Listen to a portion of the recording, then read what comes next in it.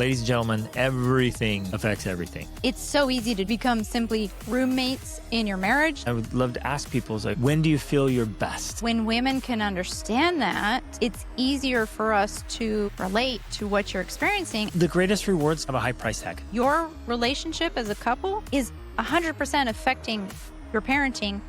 Hey there, this is Greg Denning. We want to reach as many people as possible and help as many families as possible with these conversations. And we want to keep this podcast ad-free forever. You can help us do that by subscribing on Spotify or Apple Podcasts or wherever you listen, your favorite platform, and on YouTube.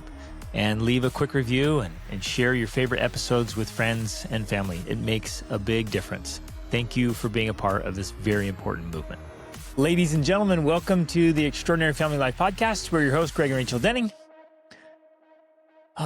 Just so good to have Rachel back. She was gone for 2 weeks? It was less than 2 Yeah. weeks. Well, it felt like an eternity, but it was just less than 2 weeks. Which back together. Yeah, which actually is what brings us in a way to today's topic. Yeah. And I just want to preface it with, I just wonder sometimes if people are like, TMI, Greg and Rachel, like too much information. We don't want to know these kind of details. But I guess what I'm trying to say, or what I want to share here as we begin, is like, we're not unicorns. Like, you and I are not some alien from another planet. So if we have experiences that relate to how we parent, how our marriage is, we want to share them because we believe that other people are going to have similar experiences. And as we recognize patterns or levels of analysis or, things that affect how we do family life, well, that's the things we want to share with you because we know that it's relevant. And any amount of awareness that we can bring to ourselves and to our parenting journey, it just makes the whole experience that much better. It makes the marriage that much better. It makes our parenting better. It makes our family life better. So that's why we share sometimes, quote unquote, personal experiences that maybe some people think is TMI. I don't know. Maybe a lot of people appreciate it, but I'm sure there are some out there that are kind of like, we don't need to know the details of your, intimate life. Not that we're going into great detail here, but you know what I'm saying? Like, we share this. Because our whole goal here is like, we want to share what just works for us, right? And maybe what it we works for you. discover about Right. ourselves. Exactly. Because we think, again, the fact that we're not unicorns, if you discover something about yourself or I discover something about myself, we're probably not the only ones in the world that have a Right. similar problem or challenge or Experience. obstacle or experience. Yeah. Exactly. And so we're like, hey, interesting. This is something we're noticing. Let's talk about it. Let's share it in case it helps somebody. Yes. Plus, every weekday we're coaching individuals or couples, and these issues come up. They're asking and these we questions. start noticing patterns and they see these frustrations, and then we have our own experiences and experiences with others. Think, okay, there are some principles here. And again, our entire approach is holistic optimization or whole life optimization. So if we can take every aspect of our lives and just refine it by 1 or 2% across the board, that's a big percentage of change, and that will dramatically alter the course and outcome of our lives. Especially recognizing that all of those aspects are interconnected. I mean, that's why we have our Extraordinary Family Life logo, where it's a bunch of intersecting circles, because every aspect of our life intersects and affects every other aspect of our life. So that's why in today's episode, we're talking about sexual frustration or sexual deprivation and how that affects parenting, specifically dads, but also moms, right? 100% for moms too. There is a connection there. Yeah. And that's why we bring it up in very specific ways like this, because then you're like, oh, yeah, okay, I never thought about it that way before, but you're right. And yeah, it also applies to this and this and this as well. Right? Everything affects everything. So I think one of the greatest disservices we could do for ourselves is to think that everything is separate. Exactly. And separated and isolated. That somehow, what I'm doing for my career has nothing to do with my family. That's just not the case. Or the condition of my body. If I'm out of shape, that doesn't make me less of a parent or spouse. Right. It's all interconnected, and everything affects everything. Some people might think it's like, what's going on in my head is mine, it's private. Mm-hmm. It's not affecting my performance at work or my relationships. It's mine and I can think what I want to think. That's simply not true. Exactly. So what's going on inside is, affecting the outside. What's going on the outside is affecting the inside.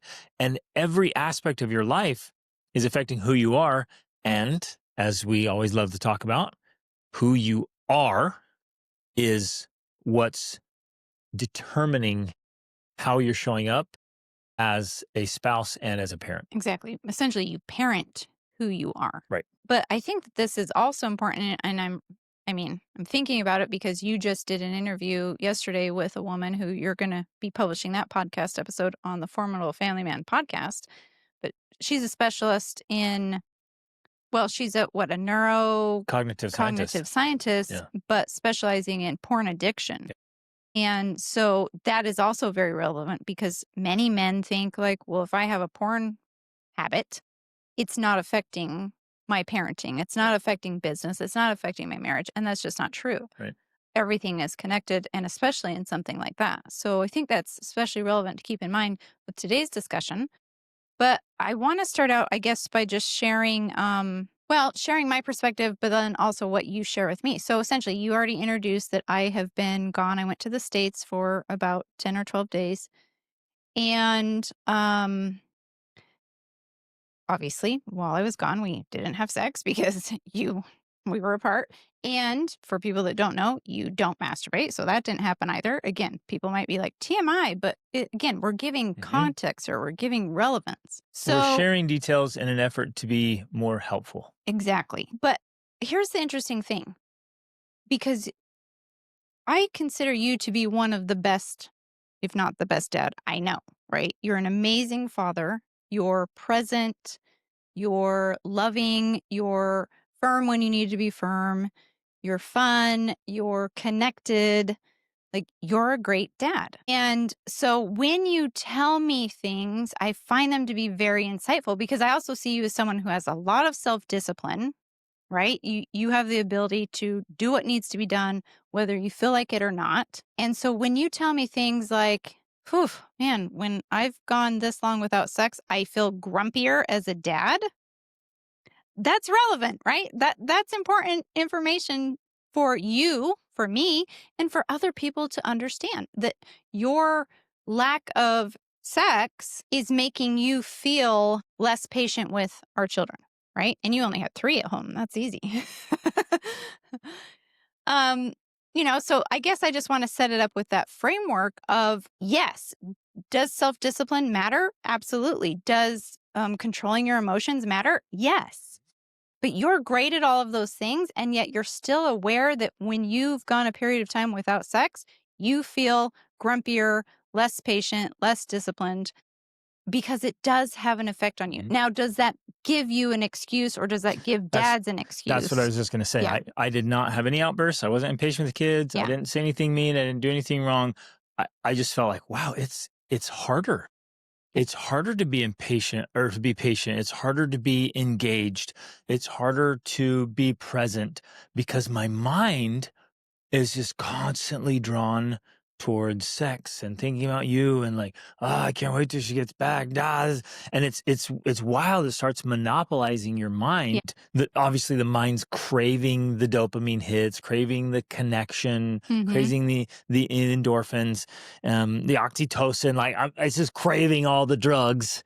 So basically I'm a drug addict to my own body, but it grows with intensity. Right. So each day more and more and more. And so I'm just cognizant. I try to be very, very self-aware and situational aware of what's going on. And I'm just like, man, every day that she's gone, it gets harder to stay focused on work and to be just in the moment, really present. It's just wild. Right. And it's, when you are physically healthy, and your biochemistry is in a good state and you're fit, your libido's in a good place, as all of these things should be and can be. I'm 47, and And so, it's still active, alert, alive, healthy, strong, fit, tight, strong libido as it should be. Like, you hear guys go, once you're over 40, there's no staying in shape and there's no more sex drive, blah, blah, blah, blah, blah. And that's just not the case. So It doesn't have to be. it doesn't have to be the case. It often is because of horrible diets and poor sleep and on and on and on. But what we're saying is like, it's active and alert. And so it was just one more reminder of how other little things that are off can start affecting other aspects of life.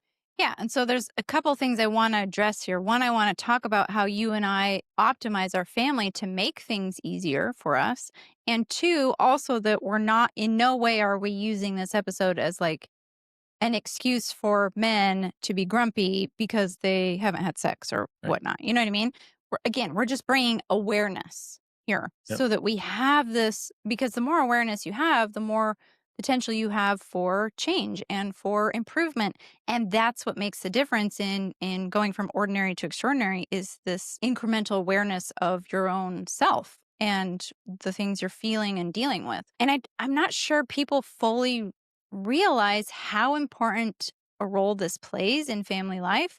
But for us, it makes all the difference. We have made habits, routines, rituals that optimize our way of being so that we're in the best state possible, so that we can parent from the best state possible, so that we can interact as a couple from the best state possible, so that we can show up for work in the best state possible. Like, if there's one thing that summarizes what we do, it's like state optimization. Mm-hmm. We are trying to optimize the best state possible. And that simply just means like you're operating in positive emotion most of the time, not negative emotion. I love this concept so much. And I would love to ask people, it's like, okay, when do you feel your best? And for those of you listening, that's a pretty quick, easy answer. Like, well, okay, when I've gotten good sleep, I get to bed at a good time and sleep well and wake up without interruptions, kind of wake up, I feel great.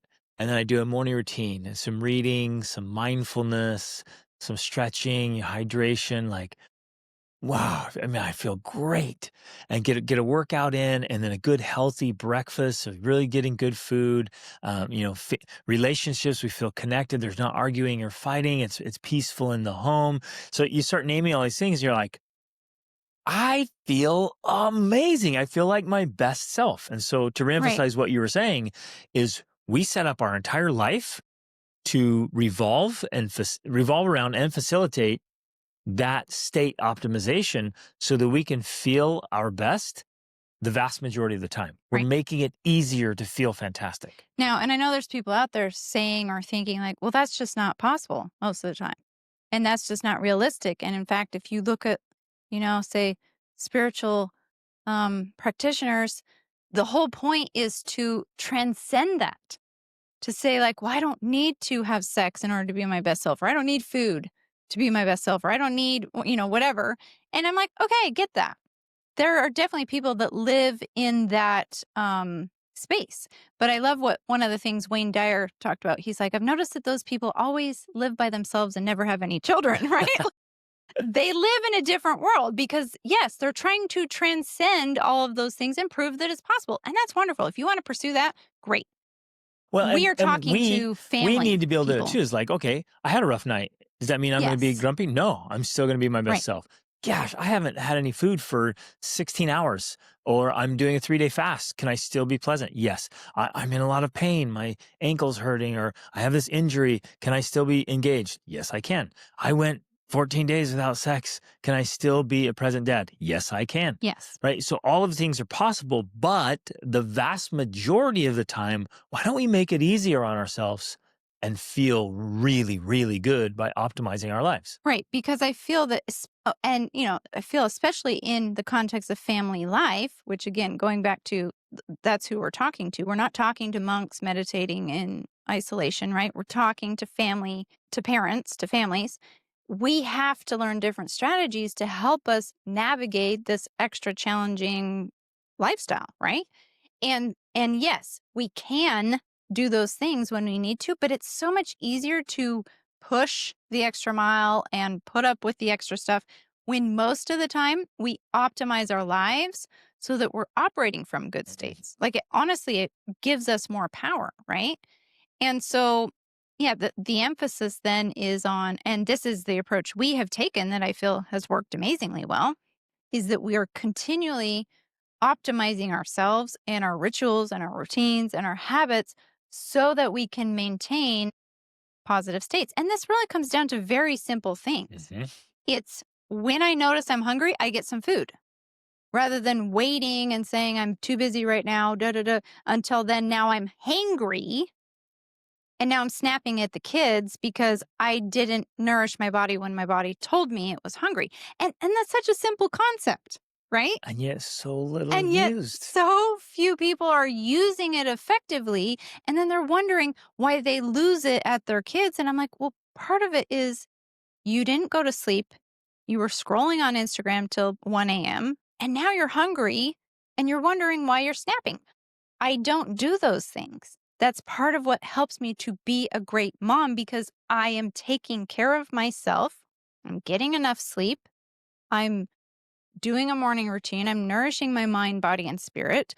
When I'm hungry, I eat so that I'm not operating from a constant state of deprivation in whatever it is, right? And that ties into what we're talking about specifically today, like sexual deprivation. Yeah, great. There are monks who are celibate for their entire life. They don't have kids. And so they don't need to deal with the frustrations of children. And as part of the routines and rituals we have, one of them is regularly connecting intimately, which can be sexually and emotionally, mentally, because we each need those things.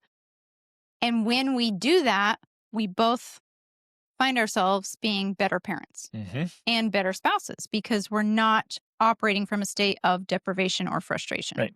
So basically, and some people, what I was going to say is we're taking care of needs and desires and drivers. Right. Now, some people argue like, well, you only need, food and water. That's the only needs in life. And okay, we're not going to that extreme.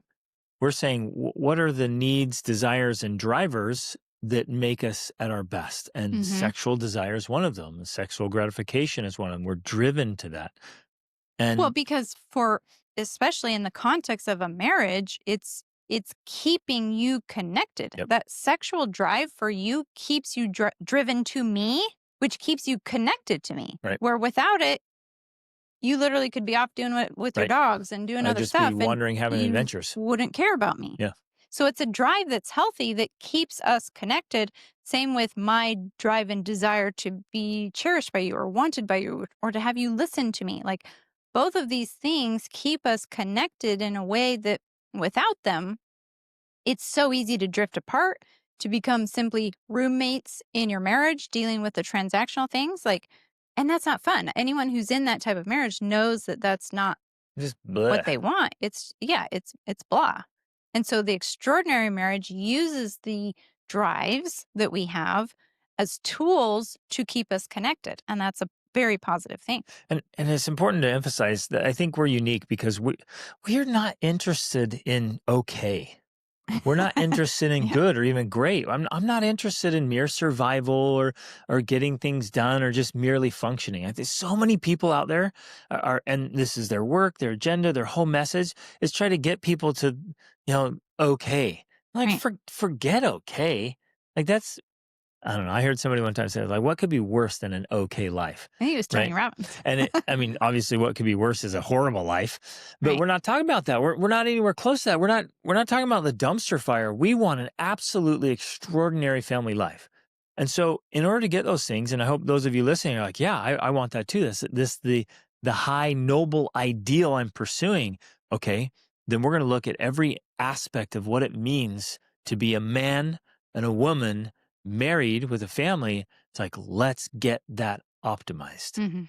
And sexual connection is amazing. Right. One of the things we talked about yesterday in that interview was the happiness trifecta. The porn. Well, so she's a neurocognitive scientist. And it's at home when things are going well, you get dopamine, you get serotonin, which is, kind of happiness and joy, and you get the endorphins. Right. And you can even say oxytocin in there too, with touch and non-sexual physical affection, and then communication, enjoying just moments of conversation and play and just hanging out, goofing around, doing cool things together, creating memories, the simple stuff. And it creates this beautiful family environment and this feeling of joy and contentment and happiness and fulfillment.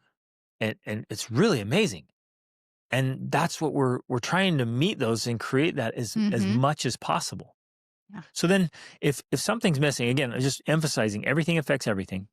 And when some of it is off, or, you mentioned deprivation, and that's what we want to focus on. But sometimes there's gluttony.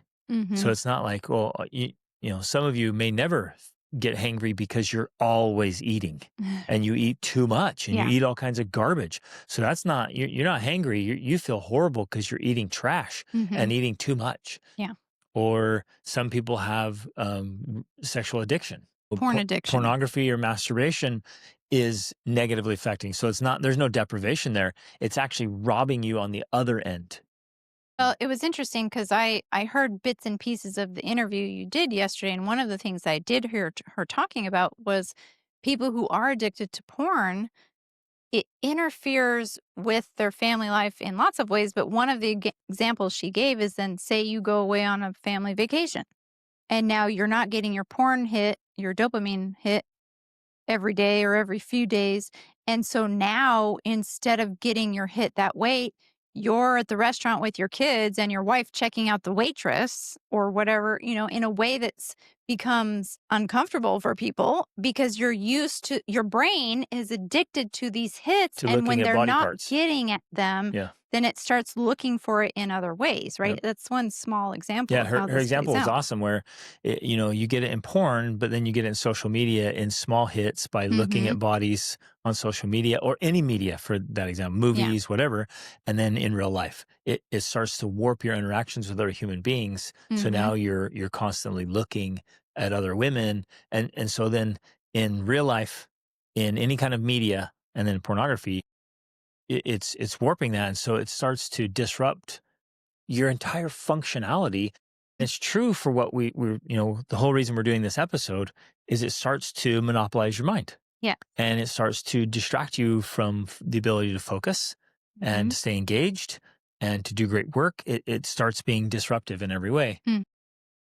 Let's go back then to, I guess, to the core element here is like what's missing in your life, and let's specifically talk about the sexual thing. And I guess one of the things that occurred to me, what's missing or what's in too much abundance. Yeah. So what's off? What's not optimized? What's not good? And with sex specifically, if you don't have a really healthy and wonderful sexual relationship with your spouse, it affects you. We talk to people all the time, and some are like, "No, it doesn't affect me. It doesn't bother me at all. I don't need it," or "No, I never even think about it." Like, nah, man, no. No, you're not. Like it's not. That's just not the case, because if you're a human being, and your body's anywhere close to normal and healthy, then that is a part of being a human. Well, just because in the work that we've done and the research we've seen, generally in cases like that, there's very often some factor that is limiting or inhibiting that drive for connection. It can be either like weight or simply food, like the wrong types of food, or sometimes it's poor trauma. Sleep. It can be sleep. It could be past trauma.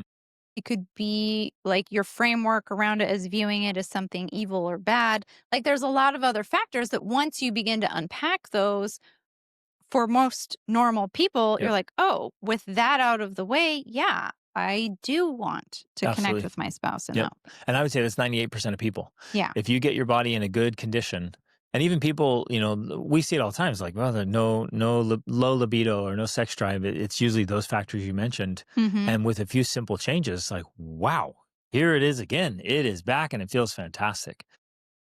Operating on the sense that you like sex and you like having sex with your spouse, I was realizing, I'm like, man, it's only been, a week or whatever. Okay, not that big of a deal, but still, it was so distracting because we have a wonderful sexual relationship, and we have sex. I would say the 3 day. I love the 3 day rule. It's Yeah, like I've heard of the 72-hour rule, and I find that that's probably the best overall balance. I think that when couples connect sexually every 72 hours, at least. it keeps things in balance, Yep. like that yin yang balance. It's not too much and overpowering because again, we have lives and businesses and kids and there's stuff going on. But it's also it doesn't lead to that point where and again, this is mostly true for men. I think a lot of women don't fully understand how monopolizing thinking about sex can become for men. hmm And I know many women think, well, just control yourself. Like just And it's not just thought; it's physiological. right, Like it's the whole mental, emotional, physical. right. It is all consuming. Yes. Yeah. And the only thing I can really compare it to best for women is hunger. Like if you haven't eaten for a while, if you hadn't eaten for 3 days and someone said to you, just control yourself. Now I get it. Yeah, it's possible because people do fasts. But the point is it takes over physiologically, mentally, because your body's like, I need this. I'm used to it. And yes, it's possible to go without it and you're not going to die or One time I whatever. went 23 years. 23 Oh gosh. years. You're a joke. Um, but so I think for women, it's comparing it to that of it's a very physiological thing that is just a part of it's ingrained in who you are in your physiology. Yep. And so when women can understand that, it's easier for us to, I guess, relate to what you're experiencing and then to understand that, yeah, the simplest solution in many ways, if I'm very hungry, the simplest solution is to eat. Unless I'm intentionally doing some sort of fast or not, then great, I fast and I go through that process. And that's a good thing to do. But if you do that all the time, it actually becomes unhealthy, right? hmm And so again, we're trying to balance it out here. And the simplest solution is like, let's keep these healthy rhythms so that we each are operating in our best state Yep. possible. And one thought that occurred to me is I've spoken with many men, and very often they experience sexual frustration constantly. Some because they have sex maybe once or twice a month, and in more extreme cases they go many months Or we've without it. even heard of people going years, of That's course, true. Yep. decades. Yeah. Yeah. That just boggles my mind. I've had conversations with couples at 10, 15 years, no sex. And that's just being roommates. But and partly why we are having this conversation is because then we'll often get contacted by women whose husbands are in that situation. And then they're wondering why he's such a grumpy, ornery, unpleasant man to be around. And, And he's you know, he's disengaged and disengaged. He doesn't distracted involve and with, he's not involved with the kids. And they're wondering, well, why is this happening? And this is kind of where I want to bring up, of course, the fact that no, we're not saying that this is an excuse. We're not saying men get to behave like that just because they haven't had sex. We're not saying that. We're not trying to give them a pass because it's a man's responsibility to show up and to be there and to fulfill his duties. That's his job.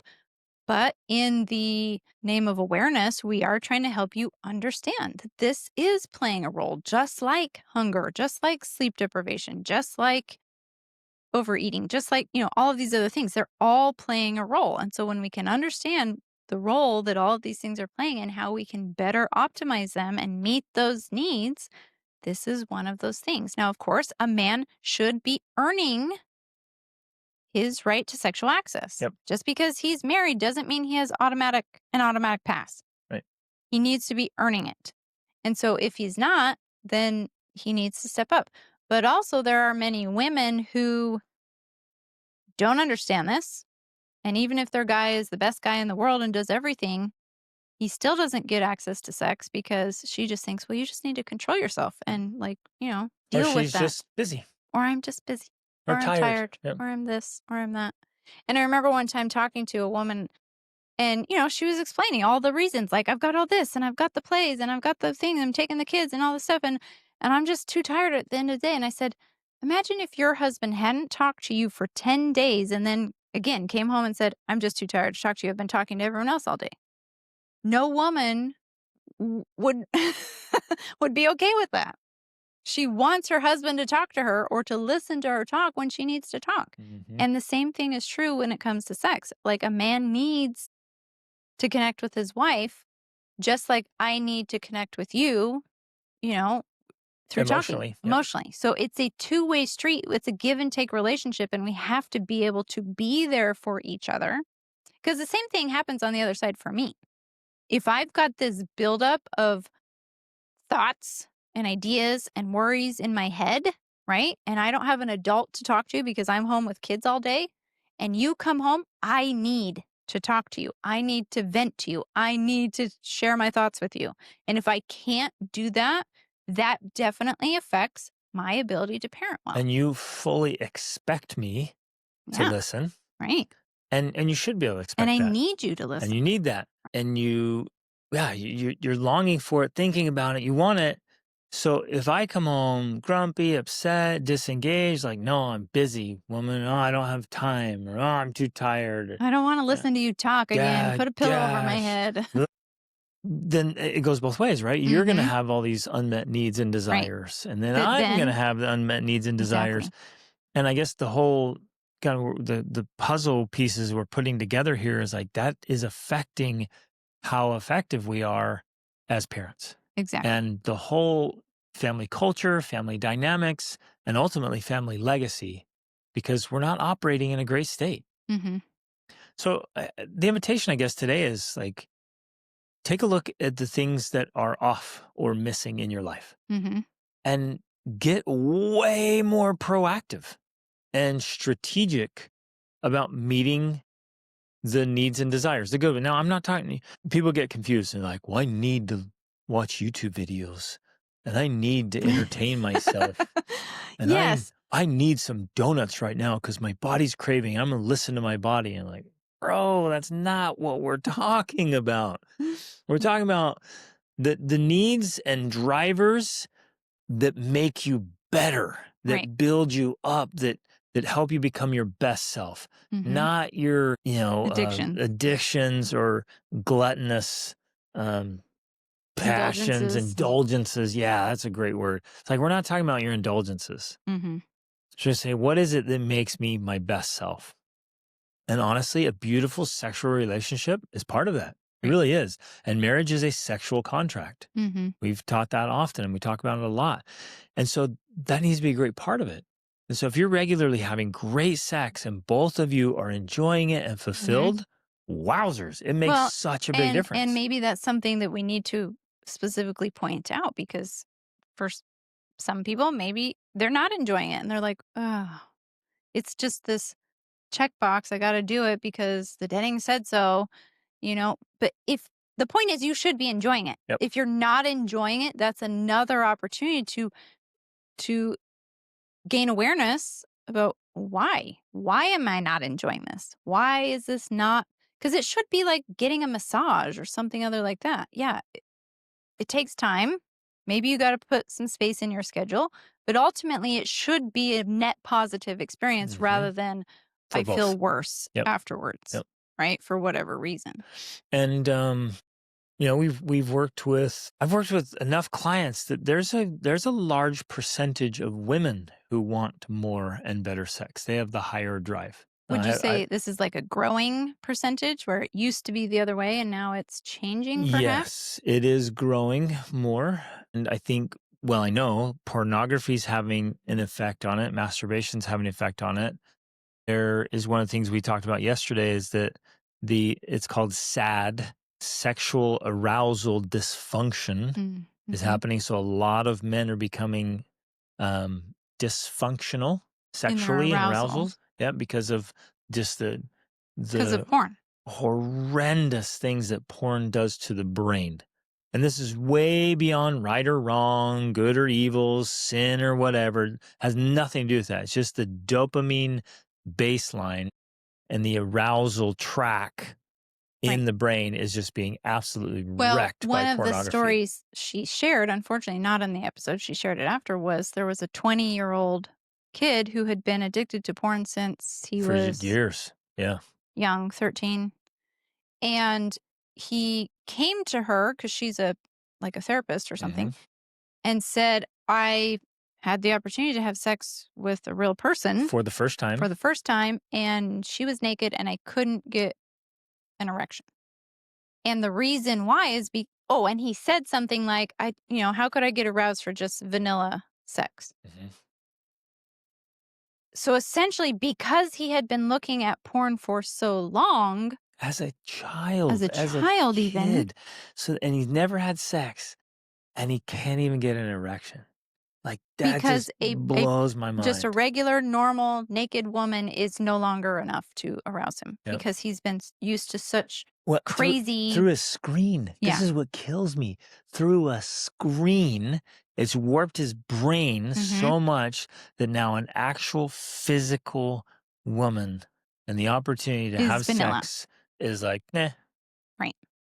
So this is part of the problem with porn is that it's warping brains even within marriage, right? So this growing condition you're talking about is likely related to this, that more and more men are looking at porn, because this woman also said that 95% of men between the age of 8 and 88 are regularly viewing porn. Now, this was shocking to Greg because he's been saying 75%, and I thought that was high.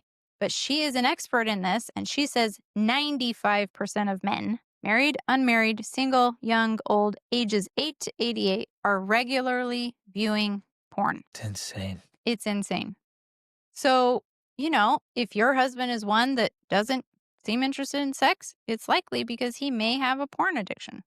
Or other health concerns. And so this is one of the reasons why we are against masturbation and porn in general for married men, for young men, because it's doing things to the brain that are very difficult to overcome. Yeah. And it's missing the point of the sexual drive, which is to connect a man and a woman together, either in procreation or just in regular renewal of your relationship. Yep.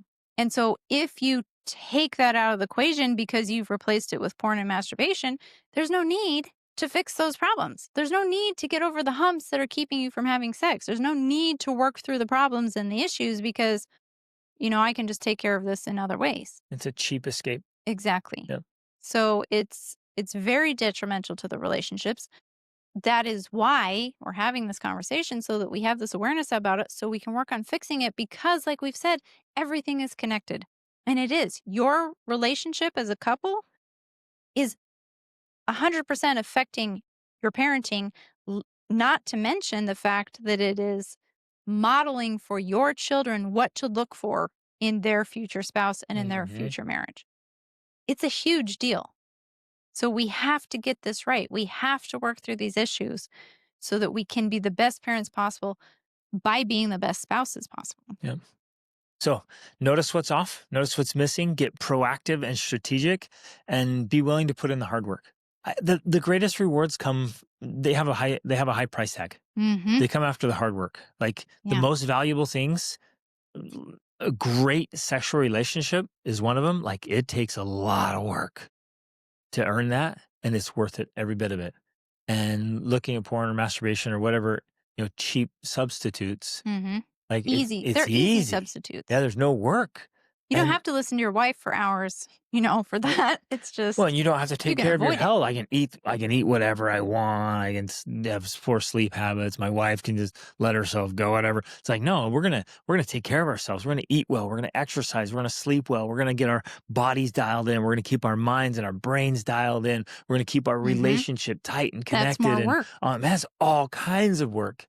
And it's amazing. And the rewards are massive. And when we're meeting those needs, mental, emotional, physical, sexual, social, financial, spiritual, we're meeting all those. Wow.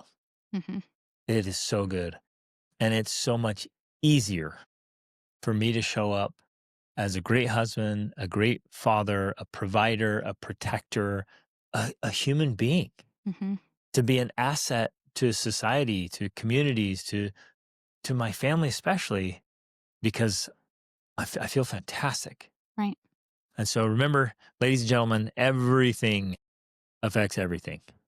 And notice what's off. Pay attention, like real self-awareness. Notice if something's off there. It's just, you don't feel great. You don't feel energetic and alive and excited. You're just kind of limping along. Start looking. It's like, wait, where are the leaks? Mm-hmm. Yeah. What's draining the life out of me? Right. Where are those frustrations? And then get to work on addressing them. Man, it's worth every effort we put into it. Okay, love you guys. Reach upward.